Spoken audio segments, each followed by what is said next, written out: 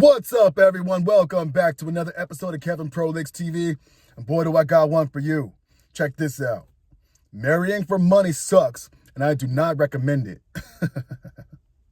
Oh, man. All right, do tell. Married a 40-year-old when I was 19. Okay. Started dating when I was 17. Huh? Yes, it was gross, but that's what happened. Huh? The only reason he married me is because I was hot. The only reason I married him is because he had money. Okay. Wouldn't be the first time that happened in the world. I actually do have other redeeming characteristics, but he married me because I was hot. I know this. Everyone knows this. It doesn't feel great, but I can deal with it. We've been married 20 years. 4 kids. So we are stable and we have lots in common at this point. And we do love each other. But if I could go back and slap myself, I would.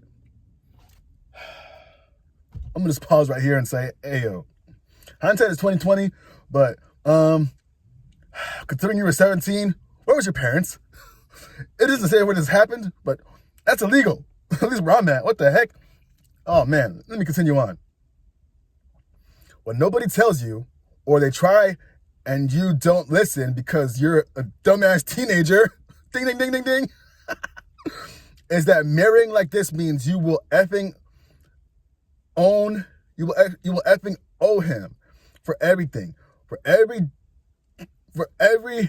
day. Not just in the bedroom, but in every other matter of your life. The stuff you never imagined someone else trying to decide for you. You don't just owe him for the money. It's a lot heavier than that. He'll never say it out loud, but you'll know the deal. Fundamentally unequal.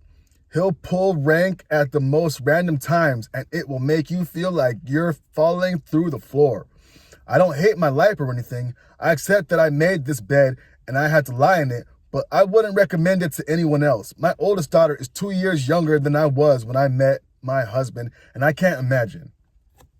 And oh my God, wait a second. I'm not going to say nothing yet. Let me get some comments. I've seen this play out in my extended family. I have an uncle who was rich and he would just demand everything from everyone. His wife, his sons, not his daughters as much as they got a pass for some reason. He'd openly talk about women's bodies in front of his wife. He was fairly handsy when hugging younger women, and no one said anything because he was rich and pretty charming and fairly generous, so everyone just accepted it was part of the deal. Someone says to that, that is it. This is how it happens. When everyone rich or famous is an abuser or some sort and everyone knows but doesn't say anything, this is usually the sort of situation. No judgment here. It's a power imbalance that is exploited by the abuser. It's not really the victim or bystander's fault. Whew. Okay. I'm just going to say, maybe not all rich people are like that, but it must be a theme.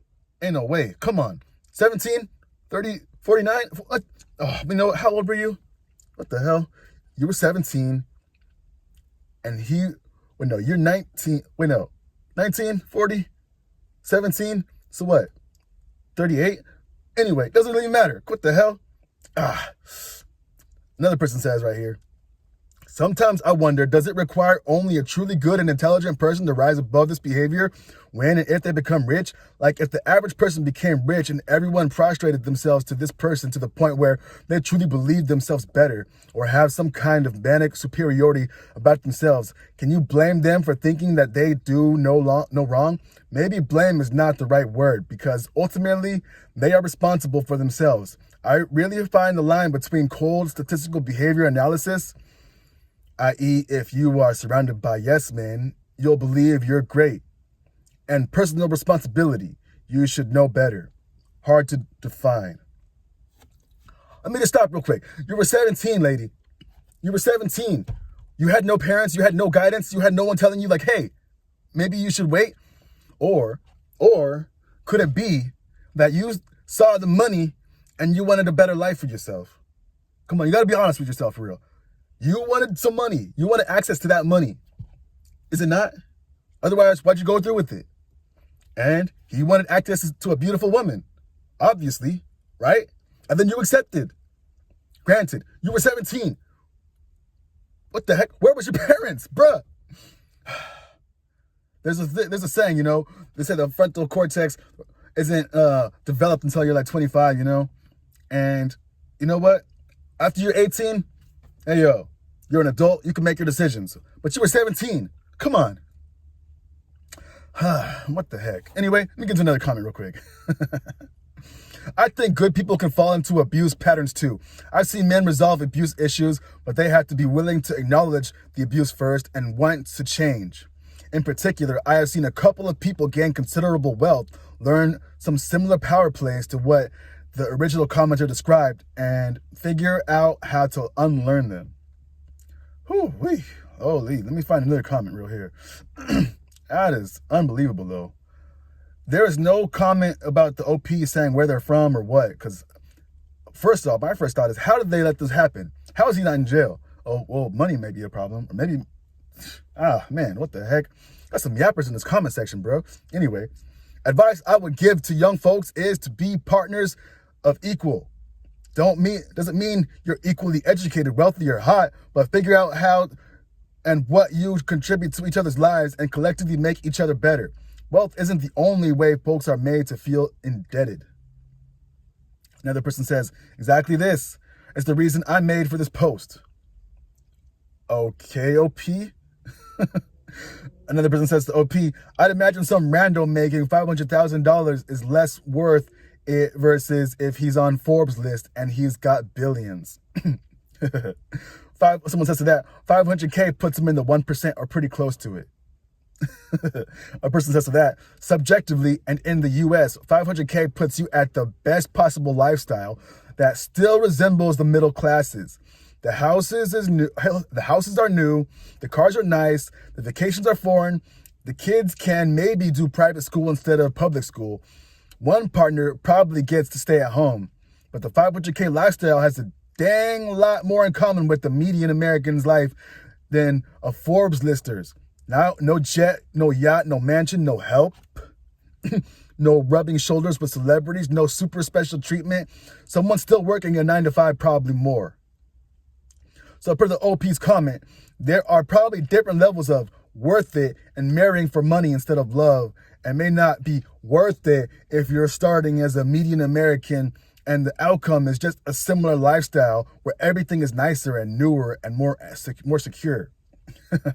Someone says that you've lost your mind if you think $500,000 a year remotely resembles the middle class. 500K is just shy of $42,000 a month and more than affords the luxuries, nice house, upper vehicles, private school, household, etc. No, it doesn't buy the yachts, the jets, the ski lodge in Aspen, but it sure doesn't resemble middle class in any way. Oh boy. Someone says to that, all OP is saying is that it's a lifestyle much closer to that of the middle classes than that of a billionaire. I agree. I personally would consider the 500,000 the upper limit of the middle class rather than the wealthy.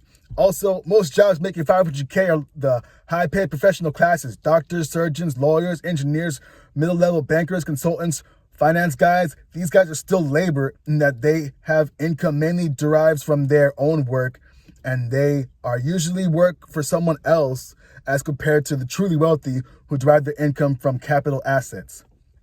Okay. Oh, man. Hold on. Let me get one more and then we'll probably wrap this up.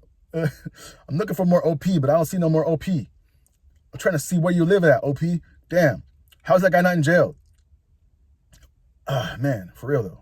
Where was your parents at? Someone says right here, I think it was Oprah that said, when you marry for money, you earn every penny of it. Okay. Oprah, huh? Hey, yo, someone says right here, transactional relationships rarely make either person feel valued. Well, someone says to that, aren't all relationships transactional to a certain extent? Two people are together because they see some type of value in each other. I'm possibly overanalyzing this though. Someone says to that, no, some relationships are interactional. That is, there's mutual respect, an equal power dynamic, and no one is keeping score. Transactional relationships imply an unequal power dynamic and a tally sheet. You know what? I had kind of a relationship like that. I thought it was like an interactional, where we had like kind of like an equal playing field, But over time, I got to see that it was transactional in a way. I was like, wait a second, why are you keeping score of things? Like, hello? Like, okay, if you're going to go tit for tat, then I'm going to go tit for tat. But then I noticed I didn't like the relationship, so I ended it.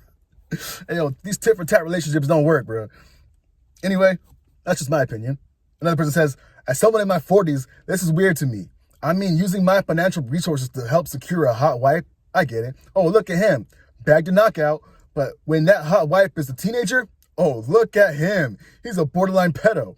It's not the kind of reaction I'd be looking for. There weren't any super hot 28-year-olds out there. Someone says he wanted someone explicitly malleable and groomable. Someone with simply too little life experience to fight back, argue, or know better. Ding, ding, ding, ding, ding. Probably, yes. 17, come on.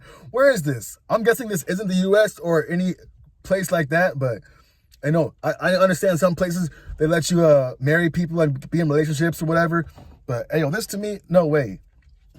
If you're a 40-year-old or something, no way. If I'm 40, I'm going 25 max, lowest, like maybe 21. But still, like, come on, no. Once you're 18, you're an adult, you can do whatever you want. Ride that pogo stick. But hey, as far as a long-term relationship, for me, no way. You gotta be kidding me, bruh. Okay, well, wait a second. Oh, let me do one more. Shoot, come on. You got some yappers in here, man. All right. Hey, thanks for sharing. Maybe it's not my place to comment because I can't relate to the story, but you seem like a good person who managed to raise 4 kids, and that alone is an incredible achievement. You must be treated as equal in your marriage, no matter the financial circumstances. Wish you all the best. I'm not sure about the good person part. What kind of good person is going for someone for their money? Think about that one. I thought people got together because they liked someone or they had things in common or stuff like that. Getting someone explicitly for their money? Like, come on. I don't know about good or bad, It is what it is. You guys make up your own distinctions. All right, last one. Wow, this is really an eye-opener. I think a lot of young people don't realize how much the power balance can shift when there's such a huge age gap, especially with money involved. It sounds like you've made peace with it, but I get why it's hard. Honestly, if you had the chance to go back, I bet you'd choose differently. But you've made it work for your family, and that's something. Still, it's important for others to see how it can mess up the balance in a relationship. And I think I'll end it there. Damn, bro, what the heck? So what did we learn? All right, age gap relationships, they could be not good. Especially when you're getting into it for the wrong reasons. Like, okay, I understand. Older guy wants a hot younger wife. Okay, I understand. Younger woman wants a richer older guy. Okay, but there's a gap, a mental gap, a physical gap, and like, you understand what I'm saying? Like an age gap. Like, come on. Like someone else said, you have experiences that don't align. For one, I don't condone this type of relationship. Hey, if it works for some people, that's cool. Would I do it? Probably not. But hey, if a young girl was coming on to me, and then we clicked in a way that I thought was nice or that worked for both of us, and neither of us are trying to take advantage of each other, hey, I'll probably go for it too. But no way am I going to go for someone under the age of majority and then think that's a good thing? Like, what the hell? Where was the parents? Nowhere in this comment section did I see anything about parents. Bruh. I hope this is a fake story, honestly, because it sounds almost too good to be true. But anyway, what do y'all think? Is this person cooked or what? Anyway, it's been another episode of Kevin Prolis TV. Make sure you like, comment, subscribe, and share, and I'll catch you on the next one.